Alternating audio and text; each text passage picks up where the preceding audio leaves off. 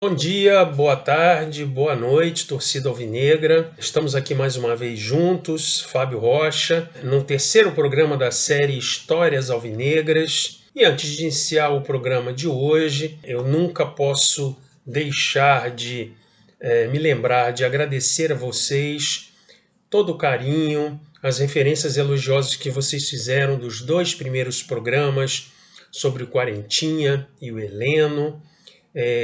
Sempre com críticas construtivas. Então é isso que nos motiva a continuar com essa série de programas, né? Afinal de contas, nós temos tantos ídolos que nós temos muitos programas ainda pela frente. E hoje nós vamos conversar, bater um papo sobre a biografia de mais um grande ídolo nosso, o nosso eterno furacão, o Jairzinho. Vamos lá? Jairzinho, Jair Ventura Filho, ele nasceu em Duque de Caxias, aqui no Rio de Janeiro, no dia de Natal, 25 de dezembro de 1944. Bem, como nós todos gostamos de dizer, né, nós alvinegros fomos escolhidos, né? E o nosso grande Jairzinho também começou a ser escolhido na década de 50, de meados da década de 50 para o final, quando a sua mãe, viúva já há algum tempo, sim, o Jairzinho, ele era órfão de pai desde os 2 anos de idade, tá? E aí a sua mãe, na década de 50, depois da primeira metade da década de 50, resolve mudar de Duque de Caxias para o Rio de Janeiro. Foi morar onde? Rua General Severiano, número 74, numa casa humilde de vila. Esse número 74, naquela época, era o endereço de uma vila de casas simples. Hoje, quem for atrás desse endereço vai se deparar com um edifício de apartamentos, que inclusive uma sobrinha do Jairzinho mora lá. Bem, o garoto Jairzinho, então com seus 13, 14 anos de idade, já era apaixonado por futebol, exibia sua habilidade nos terrenos baldios, no asfalto, na calçada, driblava os meninos adversários, os bancos de jardim e muito rapidamente conseguiu descobrir como furar a vigilância dos muros de General Severiano e passou a se deliciar vendo os treinos dos jogadores do Botafogo. Isso se tornou digamos assim, um penetra frequente. E no ano de 58, ele passou a ter uma oportunidade histórica. Ele passou a ser conhecido dos astros que jogavam no Botafogo, muitos deles que participariam da campanha do primeiro título mundial do Brasil em 1958. Então o garoto Jairzinho, então com 14 anos de idade, passou a ser um gandula com muito fôlego, com muita disposição, que pegava as bolas que saíam do campo. Bolas chutadas, dentre outros, por Newton Santos, Quarentinha, Didi, Amarildo e Garrincha, né? Bem, com esse ambiente, com essa inspiração em um talento incomum e muito raro que o Jairzinho já exibia, ele, mesmo sendo um tímido gandula, mais cedo ou mais tarde conseguiu, no começo dos anos 60, um teste para os juvenis do Botafogo. E rapidamente, como seria de se esperar, né, foi incorporado ao elenco de juvenis, na época, a uma escola de excelência do NECA. Que saudade, né? Quando realmente a nossa base era forte e formava jogadores diferenciados, tá? Para vocês terem uma ideia, a escola de juvenis do NECA nos deu 5 títulos na década de 60. Nós fomos campeões cariocas de 61, 62, 63, 64 e 66. Então vocês imaginam que nos 6 primeiros anos da década de 60, o time de juvenis do Botafogo foi simplesmente 5 vezes campeão. E Jairzinho participou desses times, em especial os de 61, 62 e 63, tá? Foi tricampeão. E aí tem uma coincidência histórica que depois a gente vai ver lá na frente, na história do Jairzinho já profissional consagrado contra aquele rival da Gávea, né? Por que eu estou falando isso?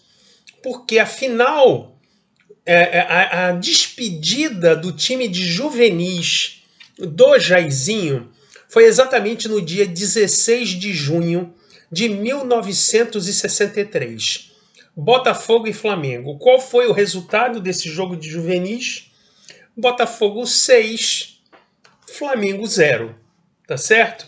Nesse dia, o Jairzinho não fez gols, tá? E a gente sabe que a história dos 6-0 do profissional lá de 72 foi um pouquinho diferente. E a gente vai ver isso lá na frente. Só por curiosidade, nesse dia dos 6-0 dos juvenis, um outro cara que vai merecer um programa especial, chamado Roberto Miranda, fez 2 gols. E os outros gols foram... o Otton fez 2, o Dedé fez 1. E o Mário, um zagueiro do Flamengo, fez um gol contra. Tá certo? Resultado coincidente com o 15 de novembro lá na frente, que a gente vai ver logo mais, tá certo?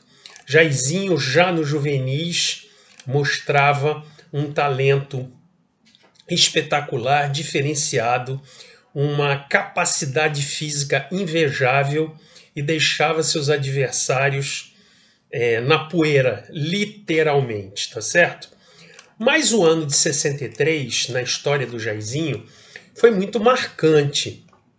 Porque, primeiro, ele, como eu falei, participou da campanha do tricampeonato, ele já tinha sido campeão em 61, 62, 63, se despediu do juvenil, estava fazendo aquela passagem para o time de cima, tá certo? E aí, no ano de 63, ele foi convocado pela primeira vez para a seleção brasileira. Que seleção brasileira era essa? A que participou dos Jogos Pan-Americanos, tá? Cabe aqui um registro histórico. Em 1963, os Jogos Pan-Americanos foram sediados em São Paulo, tá certo? E o Brasil foi campeão pan-americano de futebol. O Jairzinho, então, muito novo, primeira convocação, participou de 4 jogos, conseguiu marcar 2 gols. E o próprio Jairzinho depois falou que essa participação foi fundamental. Primeiro porque ele começou a sentir os ares do que era jogar com a camisa da seleção brasileira, e a campanha dos Jogos Pan-Americanos fez com que ele ficasse sendo conhecido no Brasil inteiro. Então aquilo foi muito importante para a autoconfiança e para a solidificação, começo da carreira dele. Tá certo?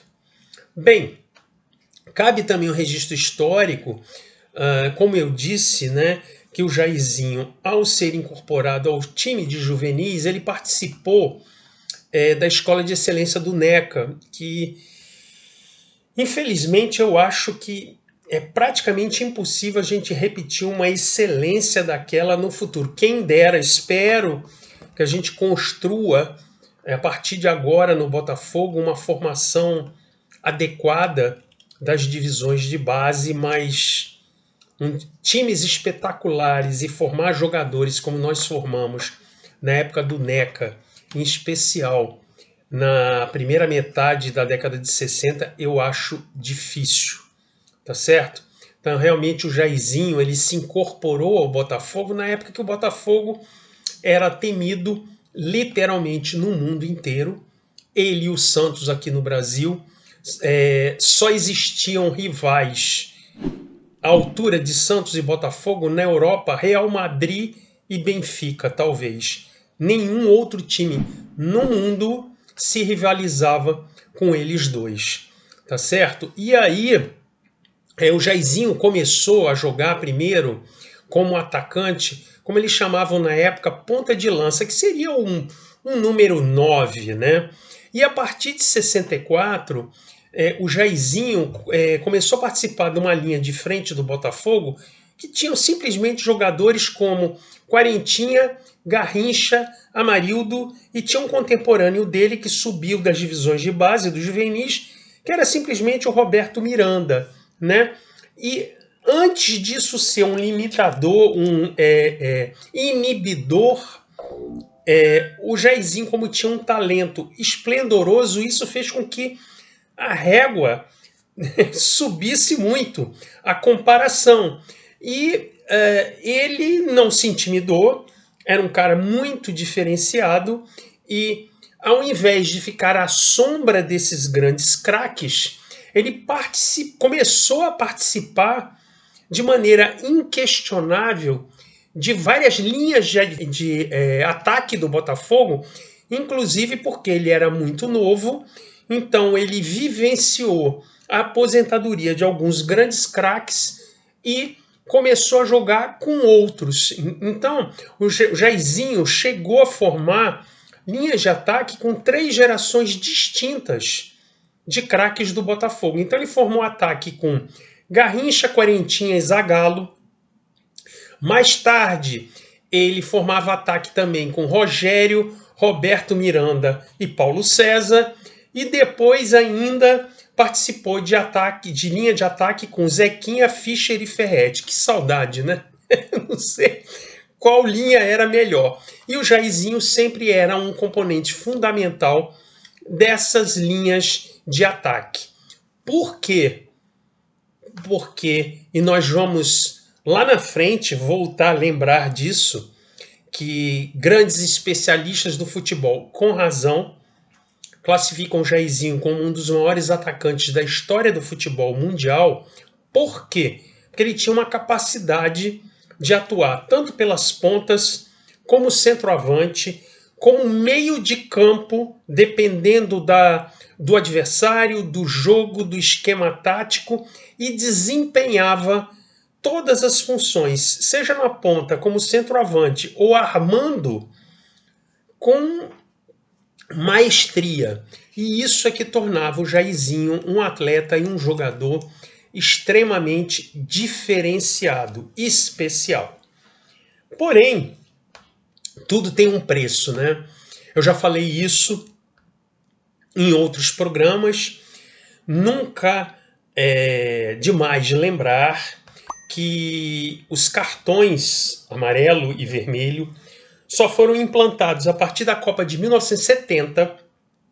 Então, até o final dos anos 60, as arbitragens eram muito permissivas com a violência. Tá? Então, o que acontecia? O Jairzinho, como um atacante extremamente veloz, hábil e forte, ele sofreu demais com entradas violentas que hoje naquela época, né, entradas criminosas, mas que hoje seriam punidas com muito mais rigor, ou talvez não chegassem a ser aplicadas por conta do maior controle que existe da violência hoje em dia. Então, o Jairzinho começou a sofrer muito com a violência dos seus marcadores. Então, o primeiro aspecto em relação a isso que merece destaque foi em 1966, no jogo contra o Vasco da Gama. O lateral esquerdo, Odair, deu uma entrada criminosa no Jairzinho e ele teve o 4º e o 5º, o termo é metatarso, né, do pé, quer dizer, são ossos dos dedos do pé esquerdo fraturados, praticamente destruídos, né? E aí, estamos falando da década de 60, ele fez um tratamento, ficou muito tempo tentando se recuperar da fratura e logo ao retornar, ele teve o que os médicos chamavam na época de refratura. Então, veja só, tão cedo, né? 1966, né? Jairzinho com 22 anos de idade, depois de uma entrada criminosa, colocou os médicos de então numa encruzilhada. Então, o Jairzinho foi o primeiro atleta profissional, eu não sei no mundo, mas no Brasil com certeza, o primeiro atleta profissional a fazer uma operação de enxerto ósseo para tentar recuperar a fratura dos dedos do pé esquerdo. E naquela época, os jornais diziam o seguinte, que os médicos iam tentar fazer com que ele voltasse a andar. Já não se falava mais nem em carreira de jogador de futebol, para vocês terem uma ideia. E Jairzinho volta no segundo semestre de 1967, para espanto de todos, como jogador de futebol, com um desempenho espetacular, ok? Bem, fez uma carreira maravilhosa, né? Como todos nós sabemos, inclusive na Copa do Mundo, mas a Copa do Mundo de 70 a gente vai falar um pouquinho mais adiante. E aí, tem títulos pelo Botafogo, 67, 68, não é isso? Como todos nós sabemos, bicampeonato carioca, Taça Brasil, nosso primeiro campeonato brasileiro, ele participa de todas essas campanhas, teve uma atuação maravilhosa na final do Campeonato Carioca de 1968, 9 de junho de 68. Bons tempos, né? Final, Botafogo e Vasco 4-0 Botafogo, tá certo? Maracanã lotado, assistiu um baile nosso, com gols de Roberto Miranda, Jairzinho, Gerson e Rogério. Um ataque, né, bonzinho, não é isso? Bem, o que acontece? Em 1971, outro jogo com Vasco da Gama, Moisés, um zagueiro para lá de violento, numa dividida criminosa contra o Jairzinho, afasta ele por 6 meses dos gramados, ele só volta depois de operar o joelho. E aí, numa entrevista típica do começo dos anos 70, hoje esse cara seria completamente condenado, o Moisés simplesmente falou o seguinte, que zagueiro não é para dar cartão de visitas para ninguém e que ele tinha entrado para rachar mesmo, porque zagueiro é daquele jeito. Bem, eu não vou julgar o Moisés por isso que ele falou, mas eu acho que a história do futebol depois reconheceu quem é quem, né? Quem é Moisés e quem é Jairzinho, tá certo? Bem, depois desses 6 meses da operação do joelho, o Jairzinho volta, ainda tem uma distensão muscular bem séria, que na época falaram que era um esfacelamento do músculo da perna. Ele ficou quase 2 anos afastado dos gramados, mas ele volta no segundo semestre de 72. E aí presenteia a todos nós alvinegros com o jogo que eu fiz referência lá no começo desse nosso bate-papo, quando eu falei do juvenis, não é isso? Então a gente deu um belo presente de aniversário para o nosso rival da Gávea. Em 15 de novembro de 1972, Campeonato Brasileiro, 46.279 pessoas, segundo os dados oficiais, assistiram no Maracanã. Um belo presente de aniversário que a gente deu. Eu tenho a escalação aqui. Cal, Mauro Cruz, Valtencir, Osmar e Marinho Chagas. Carlos Roberto, Ney Conceição, Ademir, depois Marco Aurélio, Zequinha Fischer, depois Ferretti e Jairzinho. Um timezinho, né, de respeito. Botafogo 6, Flamengo 0, repetindo aquele placar do juvenis, só que dessa vez Jairzinho, se fosse hoje em dia, pedia música, fez 3 gols, sendo que o último foi de letra. O Fischer fez 2 e o Ferretti também deixou dele nesse placar. E aí, a manchete dos jornais no dia seguinte eram de espanto pelos 6-0 e pela atuação espetacular, inesquecível do nosso Furacão. Bem, agora vamos falar um pouquinho de seleção brasileira.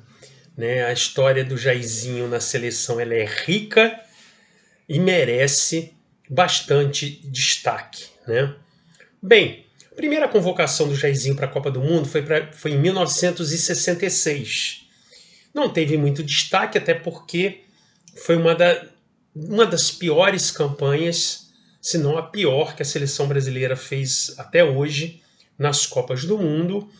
Uma seleção que sucumbiu pela incompetência, pela soberba dos dirigentes na época, que fizeram a besteira de convocar 47 jogadores no preparo antes de ir para a Inglaterra. Era aquela coisa do somos disparados os melhores, porque já éramos bicampeões em 58 e 62. Então o Jairzinho, na sua primeira convocação, sucumbiu junto com deuses do futebol mundial como Pelé e Garrincha. Tá certo? Bem, mas aí parece que aprendemos a lição, pelo menos naquela época. Em 1970, como todos nós sabemos, na campanha do Tri, vale a pena recordar, foi implantado um projeto inovador de preparo da seleção brasileira. Uma mentalidade que até aquela época era inédita. Então foi criada uma equipe multidisciplinar de precursores da fisiologia, preparação física direcionada. Estou me referindo especificamente ao Carlos Alberto Parreira e ao falecido Cláudio Coutinho, que eles fizeram um planejamento até então científico. Eles planejaram um preparo minucioso de toda a equipe brasileira, levando em consideração uma perfeita aclimatação de todos os nossos atletas à altitude mexicana, uma alimentação adequada e uma preparação física que já levava em consideração o horário dos jogos que iriam ser disputados. Todos seriam disputados sob um sol escaldante, tá? No verão mexicano. A gente não pode esquecer que o México está no hemisfério norte, tá certo? E que junho e julho é verão, tá certo? Então, além de a gente ter formado, na verdade, provavelmente uma das maiores seleções da história do futebol, quem tiver a curiosidade de pegar a filmagem dos jogos vai ver que a seleção brasileira em todos os jogos deslanchou no segundo tempo, porque os adversários não aguentavam a nossa preparação física. Então, o segundo tempo, o calor, e aí o nosso time deslanchava, porque teve esse tipo de preparação. Só para recordar um pouquinho, o técnico era o Zagallo, e o Zagallo, então, também tomou uma decisão ousada na época. Ele simplesmente juntou 5 grandes craques que nos seus times de origem jogavam no meio de campo. Muitos deles como armadores. O Jairzinho mesmo jogava no Botafogo como se fosse um 10. Por quê? Porque na época o nosso centroavante era o Fischer, às vezes era o Ferretti, o Rogério era o nosso ponta direita, que inclusive também foi convocado para a seleção brasileira de 70, e o Jairzinho era como se fosse um 10, um 8, pela grande habilidade que ele tinha. Ele chegava marcando muito gol, mas ele armava com maestria. E aí, o que o Zagallo fez? Ele chamou Jairzinho, Gerson, que tinha acabado de sair do Botafogo, no meio de campo, tinha sido contratado a peso de ouro pelo São Paulo, Tostão, que era no meio de campo, junto com Dirceu Lopes, num timaço do Cruzeiro, Pelé no Santos, que dispensa a apresentação, e Rivelino, que era o número 10 do Corinthians. Então ele pegou esses 5 e disse o seguinte, vocês é que vão jogar no ataque. E aí, os grandes entendidos de futebol, da imprensa na época, diziam o seguinte, que isso jamais daria certo, E os jornais da época elegeram o que seria o maior fracassado daquele esquema. Inusitado, né? Inesperado, inédito, Jairzinho. Segundo os jornais da época, os grandes entendidos, em especial a imprensa de São Paulo, dizia o seguinte, que o mais limitado era o Jairzinho, que ele iria sucumbir e que aquele esquema nunca daria certo. Realmente, a história provou que todos eles eram muito entendidos de futebol, não é isso? E aí o Jairzinho, grande destaque da Copa de 70, participou dessa campanha brilhante, espetacular. 6 jogos, 6 vitórias, 19 gols a favor, 7 contra. Jairzinho fez 7 gols. Todos os jogos ele fez pelo menos um gol e teve um jogo que ele fez 2, que foi contra a Tchecoslováquia na estreia. Até hoje, na história de todas as Copas do Mundo, o Jairzinho é o único jogador da história das Copas do Mundo que fez gol em todas as partidas. E aí, pela questão geográfica lá do México, Jairzinho, pela sua velocidade, pela sua força física, pela sua habilidade, pela capacidade de literalmente sair varrendo as defesas adversárias, ganhou o apelido de Huracán dos mexicanos, o furacão, ou, para a estupefata imprensa inglesa, de Hurricane, tá certo? Então era o que a imprensa mundial à época tentava apelidar para tentar transmitir a imagem do que era aquele jogador maravilhoso. Então, Jairzinho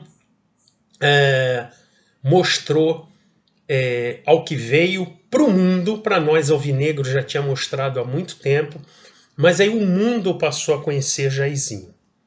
Bem, a história do Jairzinho na seleção ela não termina aí.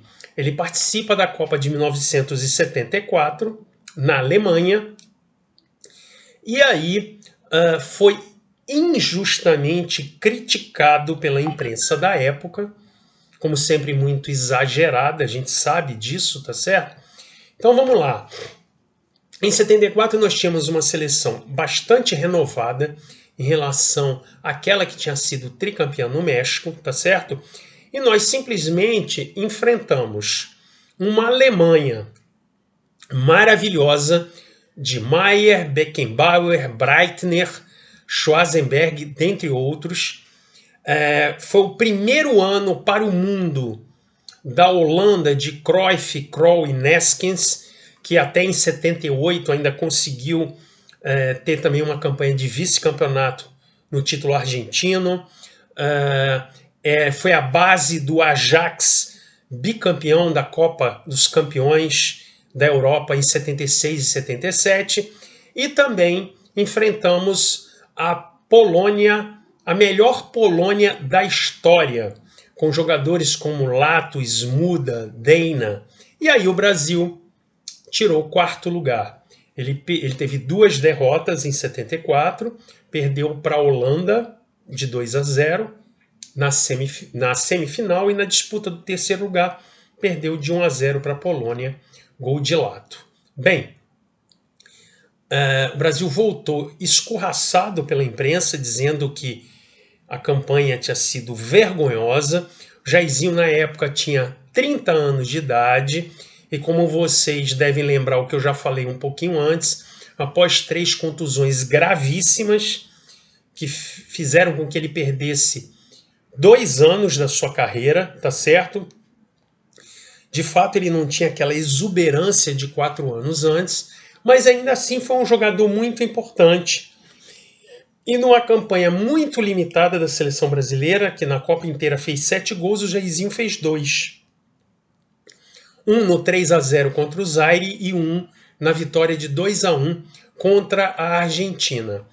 E na volta da seleção brasileira ao Brasil, nessa caça às bruxas promovida pela imprensa da época, os grandes entendidos do futebol chegaram a falar absurdos do tipo: sem Pelé o Brasil nunca mais será campeão, Rivelino era um jogador habilidoso, porém muito lento, e Jairzinho era um jogador normal, ele só tinha sido aquele destaque em 70 porque qualquer um jogava naquele time de 70.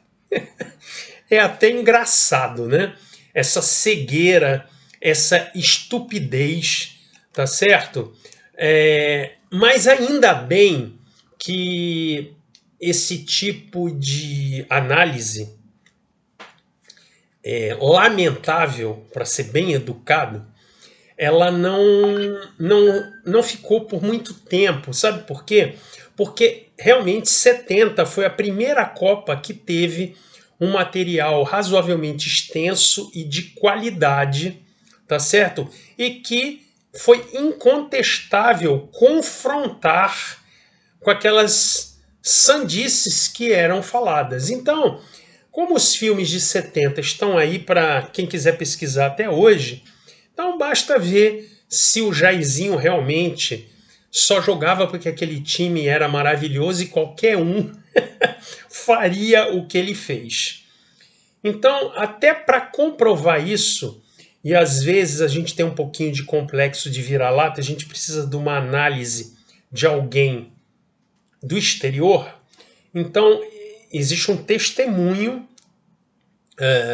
que ficou na história, que é o seguinte: o Alfred Ramsey, que era o técnico da Inglaterra em 1970, Sir Alfred Ramsey, então não precisa dizer mais nada, né? A gente sabe quais são os cidadãos britânicos que ganham o título de Sir. Ele tinha sido técnico, campeão da seleção inglesa em 66 e também era o técnico de 70. E aí ele elegeu o jogo Inglaterra e Brasil, 1-0 Brasil em 1970, como o maior jogo da Copa do Mundo, e disse que, apesar de ter o deus Pelé em campo, nem o Pelé era tão difícil de ser marcado como o Jairzinho. Isto não sou eu que estou dizendo, é o Alfred Ramsey que deixou isso registrado na história. E disse que o Jairzinho foi o maior fator de desequilíbrio da campanha do Tri em 1970. O João Saldanha, né, elegeu aquela seleção como a melhor de todos os tempos. Para quem é novo, não conhece o João Saldanha, vale a pena pesquisar a biografia dele, enquanto técnico também. Foi inclusive o que classificou o Brasil, e o Zagallo pegou a partir do final da campanha das eliminatórias e levou a seleção ao México. O porquê que um substituiu o outro é uma questão histórica, e não vem ao caso falar aqui, mas também teve uma questão política, mas não é o tema do nosso programa. O assunto aqui é o Jairzinho, né? E o João Saldanha, após o título brasileiro, até o que ele tinha de referência naquela época, ele disse que era a maior seleção de todos os tempos, e os 3 maiores jogadores eram Pelé, Gerson e Jairzinho, tá certo? E, como se não bastasse, além dessas opiniões, o Tostão, né, grande craque, vivo até hoje, um cara inteligente, diferenciado. Quem quiser pode perguntar, pode buscar isso. Tostão já disse: Jairzinho provou na Copa de 70 que é um dos maiores atacantes da história do futebol mundial. Então, assim, as evidências elas são incontestáveis e apagam completamente aqueles julgamentos premeditados, maldosos e exagerados em relação a Jairzinho, tá? Bem, após a Copa de 1974, o Jairzinho começa a caminhar para o final da carreira dele. E aí ele é vendido para o Olympique de Marseille, da França, em 1974. Vejam só, se ele tivesse tido uma atuação tão pífia em 1974, como não foi, que ele fez 2 dos 7 gols e ainda era um atacante muito bom, por que será que o Olympique de Marseille, numa época que era completamente diferente de hoje, em que raros eram os jogadores que eram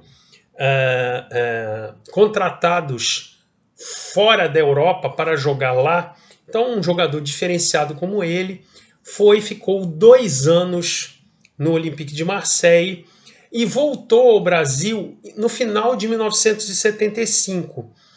Ainda foi campeão mineiro pelo Cruzeiro, que ele foi contratado pelo Cruzeiro, e chegou a tempo de participar da campanha campeã do Cruzeiro da Libertadores da América. Detalhe, em 1976, Jairzinho, campeão da Libertadores da América com o Cruzeiro, anotou 12 gols naquele torneio, tá certo? E aí, final da carreira, ele ainda jogou um pouco na Venezuela, no interior de São Paulo, jogou na Bolívia e encerrou a carreira dele em 1981, aos 37 anos, ainda jogou alguns jogos pelo Botafogo, tá certo? Lembrando, como eu falei, ele participou de uma época de ouro, nossa, né? Ele foi campeão do torneio Rio-São Paulo, eu estou falando dos títulos como profissionais, já não estou falando mais da Escola de Excelência do NECA. Ele foi campeão do torneio Rio-São Paulo 64, 66, bicampeão carioca 67 e 68 e campeão da Taça Brasil de 1968, o nosso primeiro título brasileiro. Nas estatísticas dele, ele fez 183 gols em 413 partidas, né? É uma pena que naquela época essas estatísticas elas não fazem referência ao número de assistências, né? E na seleção brasileira ele fez 44 gols em 197 jogos. Após encerrar sua carreira como jogador de futebol, ele se aventurou como técnico, né? E aí tem uma descoberta incrível que ele fez, mas ao mesmo tempo, não que ele tenha sido um mau técnico, mas existe uma questão, até que o filho dele, né, que foi nosso técnico, já explicou numa entrevista, que ele tinha um pouco de dificuldade de ser técnico de times de cima, porque como ele tinha uma facilidade, sempre teve, muito grande com a bola, com a técnica, ele não se conformava com a dificuldade que alguns jogadores perto dele, a maioria tem, né, de executar uma jogada, digamos, uma montagem de uma jogada que ele fazia. Então ele preferiu e sempre se deu mais, principalmente a partir dos anos 2000, em trabalhar em escolinha gratuita para formar garotos, tá certo? E sempre focando a questão família, a questão cidadã, até porque o Jairzinho formou uma família muito sólida, muito unida, né? E ele fez questão de transmitir isso para os garotos, os valores também fundamentais que você tem que ter fora do campo. Mas, para não me esquecer, a descoberta que ele fez foi um certo jogador, tá certo? Que ele descobriu no São Cristóvão. Quem foi que deu as primeiras oportunidades a um certo jogador chamado Ronaldo Nazário, depois mais tarde conhecido como Ronaldo Fenômeno. Então quem deu as primeiras oportunidades àquele garoto no São Cristóvão foi o nosso Jairzinho, tá certo? Bem, o Jairzinho, como participante da nossa constelação de ídolos, em 2011 ganhou uma justa homenagem, que foi uma estátua que está ali na ala oeste do nosso estádio Newton Santos. Está razoavelmente bem acompanhado, né? Com Newton Santos, Garrincha Heleno, dentre outros. Tá certo? Estamos chegando agora ao final de mais um programa. Eu agradeço vocês terem me acompanhado até agora. Já são 40 minutos de bate-papo. E na hora que eu sempre agradeço aos nossos ídolos, Jairzinho, muito obrigado por tudo que você fez por nós, alvinegros, na seleção brasileira. E eu digo que você protagonizou uma coisa que só nós alvinegros temos, eu ouso dizer, nenhum outro time do mundo tem. E é por isso que a gente incomoda tanta gente. Eu gostaria de saber qual time do mundo teve 2 pontas direita nas seleções principais de seus países que foram campeões mundiais, como Garrincha e Jairzinho. 3 títulos mundiais, número 7, Garrincha na ponta direita em 58 e 62 e Jairzinho em 1970. Nenhum time do mundo teve, e ouso dizer, terá esse tipo de legado para a história do futebol mundial. É por isso que eu sempre digo que as 3 primeiras estrelas da camisa da seleção brasileira deveriam ser alvinegras. Jairzinho, um beijo no seu coração. Muito obrigado em nome de todos os alvinegros e a vocês que me escutaram até agora. Muito obrigado. Até o próximo programa. Saudações alvinegras.